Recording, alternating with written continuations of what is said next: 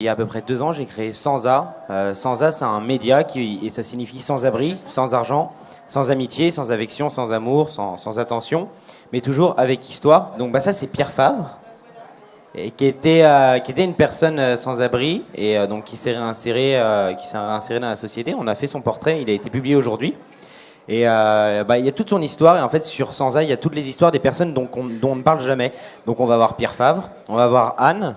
Je vais faire Vas-y, hein, dis-moi. donc dans Portrait, donc Anne.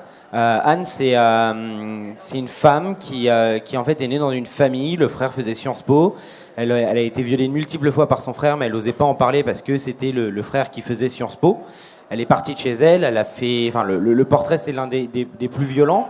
Mais en même temps, il y a dans cette histoire hyper triste et hyper glauque, il y a une pointe d'espoir et une pointe d'amour où elle explique qu'elle avait rencontré son amoureux et qu'après énormément d'IVG sur le trottoir, énormément de viols, elle avait eu enfin un enfant qui était le fruit de l'amour et que ça valait tout. Donc on raconte leur histoire parce qu'on n'en entend jamais parler. On préfère toujours parler des personnes qui font la société et jamais ceux qui la composent. Les personnes sans abri en France, c'est 150 000 personnes.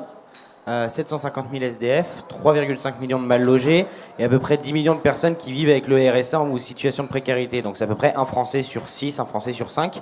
Et le plus dramatique dans tout ça, c'est qu'ils ont tous une histoire, mais on ne les connaît pas, on passe sans les regarder, sans les voir. Alors là, vous allez me dire, ouais, mais c'est un peu du misérabilisme de parler de ça et juste de les afficher. Mais en fait, non. Parce qu'en faisant ça, on arrive à provoquer des réactions de la part de passants ou de la part de familles qui s'étaient éloignées.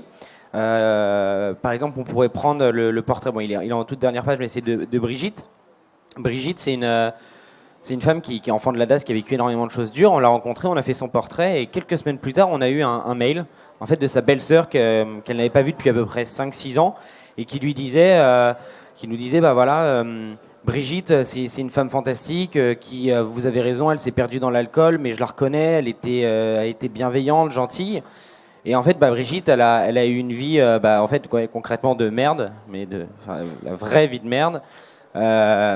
Alcoolique, ancienne détenue, le sida, la violence dans la rue, enfin tous ces éléments-là, et elle n'arrive pas forcément à se réinsérer. Et toutes les personnes qui sont dans la rue, on peut discuter avec elles, ou même les personnes en situation de précarité, et c'est pas parce que le gars il a 1 gramme dans le sang que c'est forcément le plus gros des connards, quoi.